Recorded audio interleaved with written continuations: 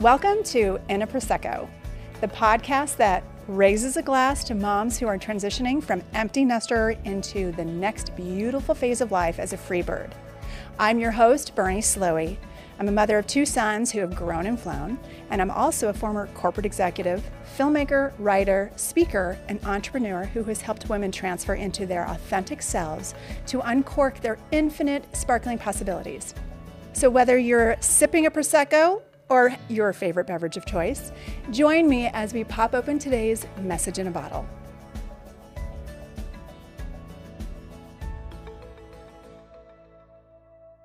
Hello and welcome to In a Prosecco. I've got my bottle ready here to pour to see what the message in the bottle is today and what the truth serum is gonna bring out. Well, let me tell you, I really contemplated about today's episode because it's something that is near and dear to me, and it's about finding yourself. I'll start with a little bit of my story and my background. I was born in Saigon during the Vietnam War in 1971, and my mother was this Vietnamese woman, beautiful Vietnamese woman, who fell in love with an American GI, very handsome American GI. They fell in love, had me. My mother had told me that she'd had a dream the night before she started to have contractions and I was coming in, that she dreamt that she was at a waterfall and that she'd picked a pink lotus. And the pink lotus told her that she was having a girl. And sure enough, I pop out, and for the first 4 years of my life, I thought I was the only child. And actually longer than that, because when my mother and I evacuated from Saigon, just days before it fell, we flew through Guam to San Francisco to Nebraska to meet up with my father. And 9 months later, I have a little sister. So growing up in Nebraska was not easy. The Vietnam War and everything revolving around the negative aspects of it, even with the way that the vets were treated, that it wasn't an easy place to grow up. I experienced a lot of bigotry and prejudices. So my father decided he wanted to go to Tehran, to work for Bell Helicopter with a lot of his buddies that had worked with Bell Helicopter. So a lot of the expats from Vietnam War went to Iran, and we were there just as the anti-Shah revolution was starting. So it was a tumultuous time there. And as a result, we had to evacuate. So I am not even 8 years old, and I've evacuated 2 war-torn countries. So very stressful on my parents, and it's myself and my little sister. And we moved back to the United States, having to start completely over, because when we evacuated from Iran, this was just before the start of the hostage crisis. So the 444 days with the yellow ribbon around the oak tree, if you remember this, that when we came back to the United States, because I'm a mix. I'm Amerasian, which was the name given to children during the war that were born in the war of an American soldier and a Vietnamese woman. So when I came back to the United States and would go to school, I didn't know this, but apparently they assumed that moving from Iran, I was Persian, and even thought that I was a terrorist. I'd come from a terrorist family. And it just goes to show, as far as the cultural and societal judgments, that can be very harmful to others. The nature of it, though, was that, it made me stronger for sure. But I didn't know who I was, because I wanted so badly to assimilate into the American culture. and to learn English so that it was absolutely perfect. And I just wanted to fit in. So in elementary school, I had a wonderful teacher named Mr. Kentel. And I don't know if he's still teaching, but I want to really reach out to him because he had made such an impact in a moment that gave me a sense of validity. And we were talking about presidents, and I used to be fascinated with presidents because I would read all the biographies at school. And I thought I could be the first woman president. Well, learning that you have to be born in the US and the other parameters that you have to be a US citizen, at least born from US citizens, if from another country. Well, my mother, being Vietnamese, I didn't qualify. But the moment I said that I wanted to be the first woman president, and someone in the class said, "No, you cannot be president. You were born here." And Mr. Tell said, "It doesn't matter. I'd still vote for you." Toast to Mr. Tell. That moment for me was epic. I had someone that believed in me and actually said it out loud. I'd never heard anything like that from my parents. They had such a tumultuous relationship. I mean, they had a tumultuous relationship from day one. I mean, first of all, it's war, and they didn't have a trusting relationship. The way they met, it was not a trusting relationship. That's going to be in the book. And I didn't really view or witness what it looked like to have a healthy, loving relationship. And really, there was a lot of trauma that my parents were dealing with. So they just didn't understand how that was impacting me or even my little sister. My mother was definitely someone who had so much trauma. And I think when she came to the United States, thought that this was going to be an opportunity for her to start over and leaving her home country and her family. Because the day that we arrived, it was the next morning when we saw in the news that Saigon had fallen, and my mother had also fallen. She had fallen to her knees.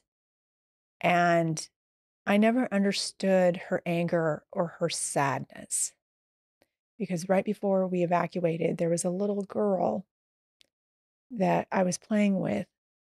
And from what I recall, it was very, very close to the time, right just before we evacuated. So I want to say it was around, what my mother has told me is that it was around 2 weeks before we evacuated, where this little girl that was playing with us, and I was playing with other kids, went missing. And my aunt had been watching us, my mother's sister had been watching us. And when she had come downstairs from the apartment building where we lived, and she was so angry because she looked at me asking me, like, "Where's this little girl?" And I don't even know who or what had happened. But she looked at me, and I carried that shame and the guilt from her blaming me for it. My mother and I never spoke about it, and neither did our father. We just never spoke about it as a family. When I'd ask why my mother was crying over this little picture of a little girl, she said, "It's your cousin." And I believed her because our aunt was watching us at the time. Still, so confused about what happened, but I carried that weight of something happened and it was my fault. And I felt my mother's pain without understanding what was happening. So fast forward, I get through the elementary years and middle school. We moved to Colorado, which really was the best thing that ever happened to me, and I think for our family, because it was much more open for diversity. And when I arrived, there was a lot of curiosity. Well, who are you? Where are you from? And I didn't feel the same shame or embarrassment about being Vietnamese. And actually, there was a little bit of intrigue. And so it was a very different experience from growing up in Nebraska. So I love Colorado. I miss it. We've moved from Colorado last year, but I love Colorado for everything it did to help me open up. So my first 10 years of life feeling like I don't know who I am, where I'm going, what I'm doing, evacuating from two war-torn countries to then the next decade from 14 um, into my 50s, where it was being able to feel like I was slowly coming out of my shell. After I'd graduated high school, I worked as a teller and went to college at the same time. So I would go to my teller position in the morning and then take my classes in the afternoon. I did not go the traditional college route. I couldn't afford it. My family couldn't afford it. So I had a little bit of a scholarship and I worked the rest of my tuition off through work. And I found that being a teller was like, oh, I'm stuck behind the traditional teller wall. Like, I really want to be out and about. So I worked really hard so that I could get promoted and quickly, actually, through several positions. And I was in full-time positions as I was also going through college full-time. And that really was a great lesson in work ethic because I loved being able to get promoted quickly because it meant that I had more money to pay towards college and that I really wanted to move out of my house, of my family of origin house, because I wanted to go and explore. And I felt like because I was the oldest, I was always babysitting when I was younger, and that my siblings are, they're 5 years my junior, then 8 years my junior, and 15 years my junior. So when my little brother was born, people teased me that I was his mom. So I had babysat all those years that I couldn't wait to actually get on with my life. So 19, I move out and I move in with roommates, and I'm like having the time of my life because I feel like I'm actually able to learn more of who I am. And the part about college, I went to a commuter college, University of Colorado at Denver. And that's where I was going to school with professional students because they were in the same boat. They were also working or they were older and they were coming back to get their degree. And so going to class with older people and working around older people, I kind of just grew up fast, but I loved it. And so it was the time where I really felt that I had, just crawled out of my shell, broken out of the cocoon. As a matter of fact, I actually got my only tattoo on my ankle of a butterfly.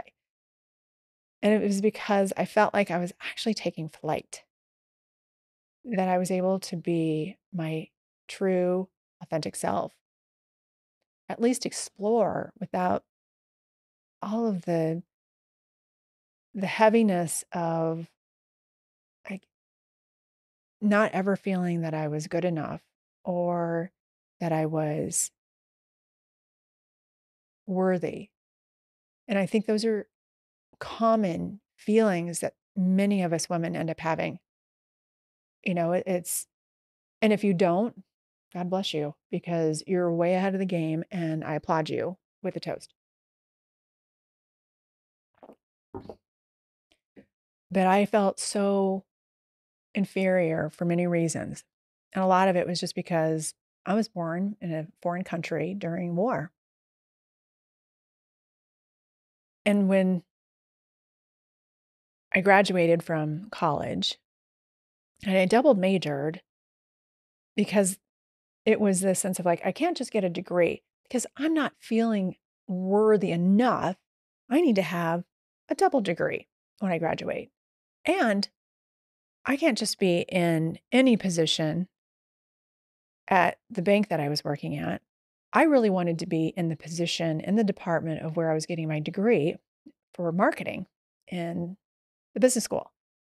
So I had a marketing position, a dream job for me at that age, so that not only was I like already in my dream job as much as like, oh, I am around people who are older. At the time, I thought 25 was the ideal age. I'm 22, 23. I buy a condo because I think that's the most responsible thing to do so that I'm going to create a career and a life that was very different from what I grew up with. And so this was all about being able to set measurements of my own personal success so that I would feel worthy. But it wasn't about, oh, how do I feel about it myself? It was, well, what would others think of a 23-year-old having their own condo that they bought? By the way, I borrowed against my IRA because I started investing in it as soon as I was 19. So I had money to borrow against. And I thought, wow, that was great to be able to borrow against your IRA. So you pay yourself back in the interest and you're able to have a property that's going to appreciate.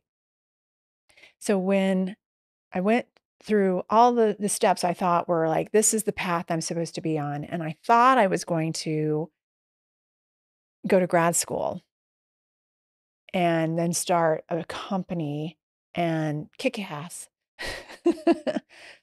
I'd get married at 30 and maybe have kids after that, depends, because I thought I was going to get my tubes tied when I turned 18.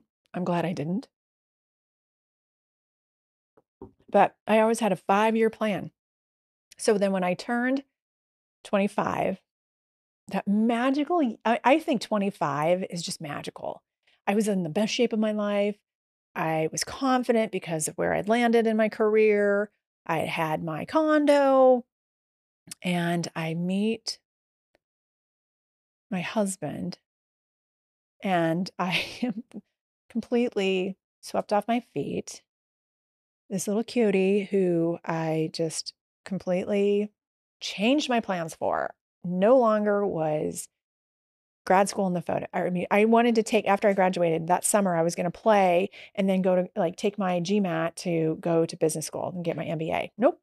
I ended up having an incredible summer with my now husband and decided, I don't think I need to get that graduate degree of where I want to go to. So I actually stayed in Colorado. We ended up getting married. We got married in Cozumel, an amazing wedding celebration where 60 of our friends who came in to help us with the celebration, many of them celebrating with each other.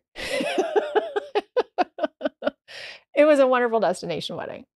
And so I felt like this was the start of an incredible life. And then there were some bumps in the road, like marriage isn't easy. It's not like a piece of cake. And I only had my parents' very dysfunctional relationship. From that perspective, I just didn't understand really what a healthy relationship was, but I wanted one. And at the same time, I wanted to also succeed on this path of like, I'm an achiever. I'm an achiever. I have to continually achieve in order to have validity so that I could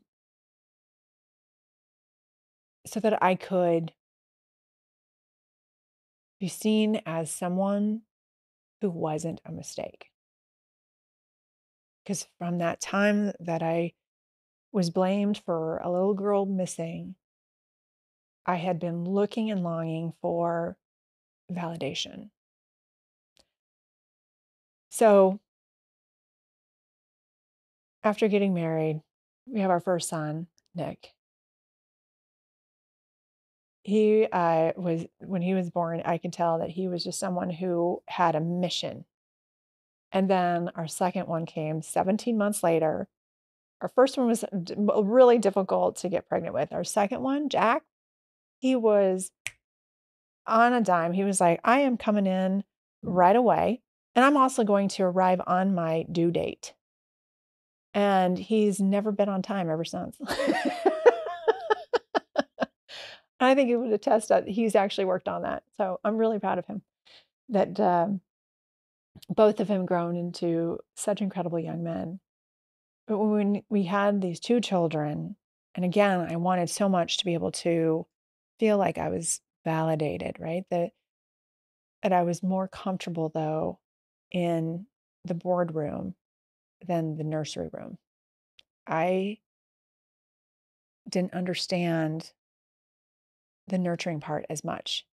And many times I looked back now and I wish I would have done things differently.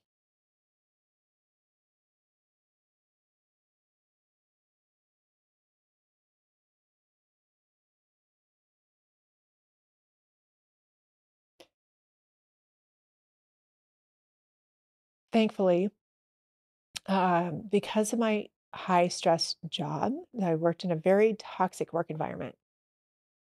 I left my career in the banking industry after 20 years so that I could figure out what was my next career.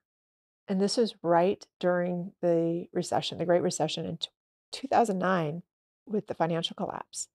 So working in the banking industry was not an ideal time. I thought I would make a transition easily into another arena. And that was not the case because a lot of people were out of work. And a lot of the people that I was looking to go into a nonprofit organization as an executive director, and a lot of executive directors were also out of a position. So if it came down to me and someone who had held an executive director role for a nonprofit, they were going to get the job. And I can understand how that goes. It's like if somebody who's already got this experience.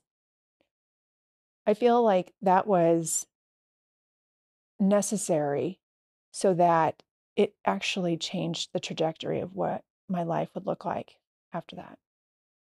In January of 2011, I went to Sedona to have a personal retreat so that I could really continue with the healing that I had left a career with a total identity crisis. I didn't know who I was any longer after being in a position of, professional and then an executive, where now it didn't feel like being a mom was enough. I had to do something else. So what was that next career going to be? Again, it was never enough. The worthiness was never complete unless there was something else that I could accomplish. So 2011 rolls around, and January, I decide I'm doing this retreat so that I can get some clarity on where my path is going forward. And I had this amazing experience of going to different practitioners in Sedona, Arizona, where it's a spiritual mecca, right? Because it is just an amazing area for all the vortexes. For me, it was the chapter one of my new life because it was going to give me answers or at least open the door to what the possibilities would be next. So then, after that retreat, the personal retreat in Sedona, I said I knew that I wanted to be able to help others in the same way that I did this personal retreat because I wanted to have that inner journey of understanding who am I now? Because I am no longer that professional that went to a 9 to 5 job. And I don't know that that's what I want to do going forward. So, how can I help others? I thought of like this great TV show idea because I'd gone to Sedona and because it's venerated, right, with the vortexes. I thought I will find all the venerated places in the world and go there as a TV show idea. Now, I'm probably giving up an idea, but at the time I had no credentials whatsoever to go into the television industry. I had my executive corporate videos that I did that I would manage with a production company. So I thought I'll just transfer all those skills and I'll make a documentary. And I just needed to find the right subject. And so went through, this is January 2011. I was called in October of 2011 by someone who had helped me actually through my 3 miscarriages. Uh, right before I left the corporate career, I had 3 miscarriages, which was really the reason where it came down to if I am suffering on a physical level, my health is impacted, my mental health is impacted, my psyche is impacted. I need to leave and take a break I had someone who came in as a life coach of sorts, a spiritual coach, and said, I'm going to I really want you to come to India for the spiritual conference. And I thought, well, I don't want it to be about a conference. I want it to be about understanding the venerated places. And he said, well, we're taking a tour throughout India after the conference. So you'd have access to the speakers and you'd also be able to see all these wonderful places in India, like the Taj Mahal. So I thought, that's amazing. I'm going to do this. And within 6 weeks, I put a projection calendar together. I put everything on my credit card. There was no time to raise money for this. It was, I just know I need to go. I've got to go and I'm going to be there. And miraculously, everything came together for me to get on the plane and actually arrive in India with this tour group of speakers. Now, when we get to India, it's a totally different story. And mind you, this is not something that my husband was on board with. He was actually against it and opposed it because he's like, you don't know how to make a movie. I didn't. And, you know, how are you spending our money on a project that you don't even know really if it's going to go anywhere? You know, you have no plan. It was just pick up and go. And there was a lot of preparation in those 6 weeks. And thankfully, I had a lot of the executive or the corporate career experiences and skills to transfer into it. Because if I had gone believing that this was, I basically left because I thought I wanted to be able to get the background story on these speakers and what it meant to start a spiritual journey. So I get to India and it is absolutely, the conference is not what I expected it to be. The quality of the interviews that I was doing just wasn't there. I'd asked for a green room to be able to have interviews with the speakers because I wanted everything to be perfect. That is my nature. And why I was so successful for many years was because I was a control freak perfectionist, because it was the front that I would use or the armor that I would wear to hide all those deep insecurities of not feeling good enough. And I was absolutely certain that when I got to India, I didn't want anyone to think or even believe that this would be my first project, my first film project. So getting through to India, it's not what I'm expecting. And I'm internally having a breakdown. The day that we're going to the Taj Mahal, we have a pit stop. We're in a van with all the speakers and we have a pit stop, and we actually, we're just grabbing lunch, and I see all these little dancing monkeys. And then I also see a python, and I'm thinking, if I see a cobra, I am going to flip out because I am deathly afraid of cobras. And my mother always instilled this fear because when she grew up in Vietnam, apparently they're very common. She had this deathly was afraid of snakes. And so I thought, if I'm going to see a cobra, I will probably just lose it. Sure enough, there was a snake charmer with the cobra. And the cobra is at a good distance, but I'm thinking that cobra's after me. So I've got my camera crew with me, and I thought, if anything, I can at least come home with some B-roll. So I had my cameraman go and shoot footage of this cobra, the dancing monkeys, and the python. I see from a distance that the cobra is starting to attack the camera that my cameraman is placing in front of it. And I'm like, oh, great. Now he's going to probably end up getting bitten and die. And I'm just going to have all these other issues. This project is going to hell. So I'm surrounded by all these spiritual teachers, right? So they're like, let's just go and see what this is about. So we walk over to where the snake charmer is.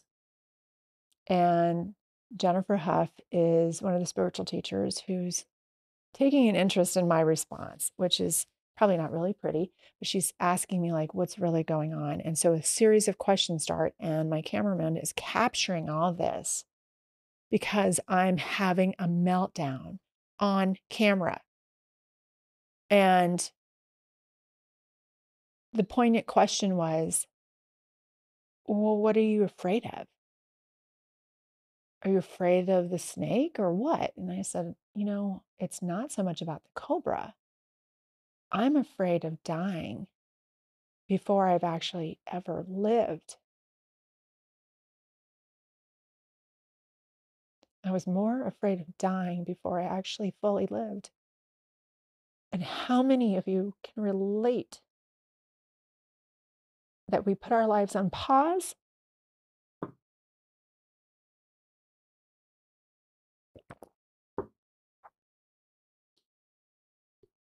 in that moment that I refer to now as the cobra moment, and it gets me every time, was a game changer for the production because we no longer were just going to follow the speakers. My co-producer said, this has to be a story that you tell to help others. And I didn't think I was enough to be the story. It was supposed to be about the speakers. I was so afraid of that cobra and thinking that it'd come after me that when we went back to where we were staying, I was in my hotel room looking at the footage that we'd captured that day, and that cobra was not attacking. That cobra was trying to get away. That cobra was not its magnificent self. It was locked in a basket, tapped on the head when it was time to come out. And I found so much compassion for that cobra because I felt that that was me. I wasn't my true, authentic self. I definitely didn't feel powerful. I didn't feel potent. So through the miracle of having an incredible family, my family at the time during the tour through India, and the incredible cameraman, Inderjeet, who gave us access to the most incredible places because he happened to work for Discovery India. So he had a letter that gave him access to places where no one can shoot without a permit. And I didn't have time for a permit. I didn't know what I was doing. We shot on the back of the Taj Mahal. Everybody shoots in front of the Taj Mahal. We were on the back on the Yamuna River at sunset. We were able to go to some incredible places, and I'll attach a link to the movie, which is Bernie's journey. And coming home from that experience was, I can't even put words into it because I was such a different person. I had gone through a transformation in 20 days, and it was over Christmas. So I left on December 12th, came home on New Year's Eve. I've been gone all that time. My boys were all they were in 5th grade and 4th grade. And I don't think they understood entirely what happened. I know my husband didn't understand what was happening. None of my friends understood what was happening. So that when I came home and explained that I had just done this incredible production, I was a changed person. And when my husband said, "You've just changed so much in a short amount of time," and I can confidently say that I had not just changed, I had grown into my true self in a short time frame. I was gifted the ability to see my life incredibly differently and so grateful for the opportunity and grateful for everyone on that trip and really having this newfound gratitude for my family. Who I was before that trip, I was a different mother, I was a different wife, a different friend, a different person. After that trip, that transformation of growing into my truer self, I could see the beauty in others so much more clearly. I had so much more love for others. I had so much more compassion, less judgment. I felt like I just had a knowingness and a better appreciation for everything that had already happened to me. And it wasn't that it was happening to me, it actually was everything. The trials that from that time in Saigon where that little girl went missing to the person that had arrived back in India, it was like all the dots had connected for me. I was able to be home for the boys as I was also finishing the documentary, starting businesses on the side so that I could always have the flexibility and the time for my children because we were able to learn about their learning differences and give them the support they needed. And to understand their learning differences gave me such awareness for probably my own learning differences that I had in school. And learning about ADHD, and it's not a learning disability. I will tell you right now, it is a gift, and that is what they are identified as: is that you are gifted with a learning difference. So if you have children that, if they were labeled that way, it's not a label. It is a gift to be able to see that your child just learns differently, thinks differently, is not part of the masses. They're out of the bell curve. That is a gift. And we were able to support them accordingly so that they didn't feel as though some of those learning challenges that they grew up stupid. I felt that I was stupid growing up because I didn't understand the English language and I just wanted to learn English perfectly. So in school I had to work harder.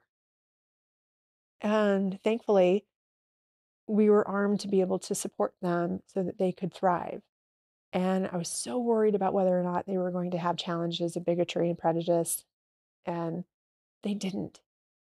We grew up in a neighborhood, or they grew up in a neighborhood where that was not the issue. There were all other issues. That's another episode. But they were able to grow up in the learning environments that were going to support them because we were knowledgeable about what resources we could provide additionally, so that, the dyslexia, learning how to read and process with the ADHD. Okay, so then this is where, give them something to be able to have a passion about so that when it comes to school subjects they're not interested in, they know then how best to, okay, how do I refocus? Regardless of that, the experience for those years that I really wanted to be a part of my kid's life because the childhood that I had, I wanted to do it better. And that's why being a mom to me was so important, to be the best mom that I could be. And many times I probably inserted myself where I shouldn't have. I was a helicopter mom that I really learned that trying to protect them so that they wouldn't have the hurt feelings that I did isn't necessarily a good thing. I would say that it's all in good intentions. However, is it really the best for our children when it's their own journey that they are also supposed to have these lessons in order to grow into their truest selves? So then, when I had all these different businesses, that it was kind of fun actually to be able to continually grow and learn from different perspectives and being challenged. And even now with the podcast, like, I don't know what I'm doing. Thankfully, I'm smart enough to know who knows, and I'll go to the experts. I'm 52 and I feel like I'm school again.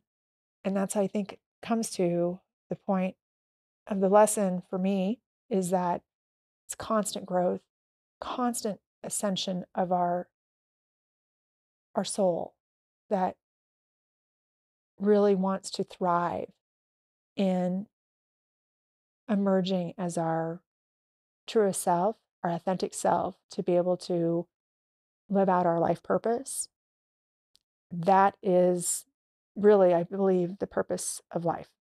If we want to know what the meaning is, that's it. Know that you are living your life purpose. And that means that if you were a mom that your children have grown and flown, it is really time, more than ever, most importantly, now is the time to be living that fully. Share your gifts. So fast forward to 2019. I'm with a girlfriend, and we were on a girls' trip weekend up in the cabin of a dear friend who, in the mountains of Colorado, and a cousin had received an email from a woman after taking a DNA test and said, I know the family folklore of a little girl that went missing. And I feel that something incredible could be happening here because the woman emailed saying that she was a 2-year-old little girl lost on the streets of Saigon. And she was looking for her family and wondered if we had family members that had served in Vietnam. As soon as I heard that, I just knew this little girl was more than just a cousin. So when we ultimately, this woman and I emailed, and of course, I wanted to be able to call her right away and find out about her. And let me step back a second because all those years that we learned that this little girl was a cousin, in 1995, my mother and I went back to Vietnam after 20 years of evacuating. And we're sitting around talking with her family.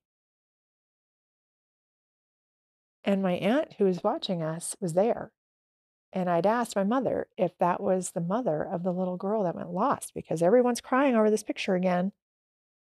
And that's when she revealed to me that that little girl was not my cousin. That little girl was my sister. My mother had to decide whether or not to leave Vietnam without her daughter that went missing or to start a new life in the United States with the daughter that she did have. So my cousin reaching out to me to tell me that a woman had reached out to him through email saying, I'm looking for my family. It was surreal. My mother had died in 2012, so she wasn't here to be part of that reunion. After I connected with my sister over a 2-hour conversation, within 12 hours in the span of learning about this email to the time that I actually spoke with her and had a 2-hour conversation with my sister that went missing, that we never would speak about. And then to finally understand that she found us after my mother had passed away with a broken heart. I truly believe she died of a broken heart because she never could find my sister, Rose. We had a beautiful reunion at the airport. It was captured, it was documented. And to this day, I feel like the miracle of her coming back into our lives to be able to establish a relationship. It's like my mother said, if I'm not here, at least I could bring her back into the family. The amazing miracles and all these crazy twists and turns of my life. And today, as the oldest of a family of 5 with 3 younger sisters and a brother, and all of us have children, that I'm in a space of just really celebrating that life can give us some really difficult challenges, but what it has taught me, all these things, is to really appreciate the hardships because it was what has made me grow faster, stronger, appreciating more of who I am as a woman, who I am as a person, a mother, wife, friend, sister. So when it comes to the empty nest syndrome, think of it as an opportunity to really know yourself. Take the time to know who you are. It is a long journey of self-discovery, probably a lot of self-invention or reinvention, which I've done many times in the last 12 years particularly. But wherever your path takes you, to embrace not only the journey of where you are today, but embrace that inward journey. There is magic there. You are magnificent. You are incredible. You are worthy. You are enough. So if you don't hear that from anybody else, you are the person responsible for your happiness. You're the person that is responsible for your actions and what steps you take to live authentically, to live with your life purpose, and to live fully, because that is going to be the best role model. You will be the best role model for your children. That is love. Be the best role model you can be, because this time when you're letting them fly, show them that you love them, of course, but that you love yourself to embrace this wonderful next chapter of your life. So cheers to you as you explore, discover, invent, create, take whatever action and being your truest, authentic, magnificent, sparkling self. Cheers.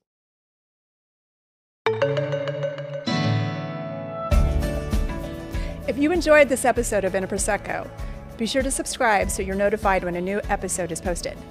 Rate and review the show, and please do comment and share ideas for topics that are important to you. A friend who cares is a friend who shares.